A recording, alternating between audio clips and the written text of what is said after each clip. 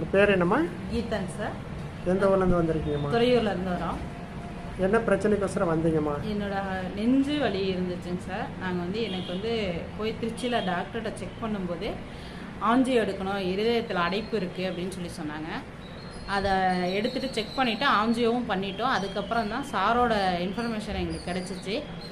அது நாங்கள் ஆஞ்சியோ பண்ணதுக்கப்புறம் பார்த்தீங்கன்னா ரெகுலராக டேப்லெட் எடுக்கணும், ப்ரெஷர் இருக்குது, ப்ரெஷர் டேப்லெட் எடுக்கணும் அப்படின்னு சொன்னதுனால எங்களுக்கு டவுட் வந்துருச்சு.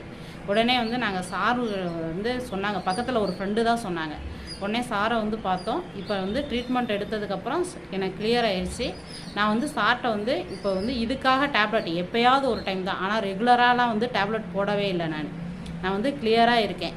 அதுபோல் என் பையனுக்கும் பார்த்தீங்கன்னா கண்ணில் கொஞ்சம் பிரச்சனை இருந்துச்சு. 3 வாரம் ட்ரீட்மெண்ட் எடுங்கம்மா சரியாயிரும் அப்படின்னாரு. 3 வாரம் மட்டும்தான் ட்ரீட்மெண்ட் எடுத்தோம். உடனே பையனுக்கும் அது கிளியர் ஆயிடுச்சு. அண்ணன் ஒய்ஃபுக்கு குழந்தை இல்லாமல் இருந்துச்சு. 10 வருஷம் பார்த்தீங்கன்னா இல்லை. அண்ணனுக்கு ட்ரீட்மெண்ட் எடுத்த உடனே இப்போ ஒரு குழந்தைக்கு 2 குழந்தை, 2மே பையங்க, நல்லா இருக்காங்க.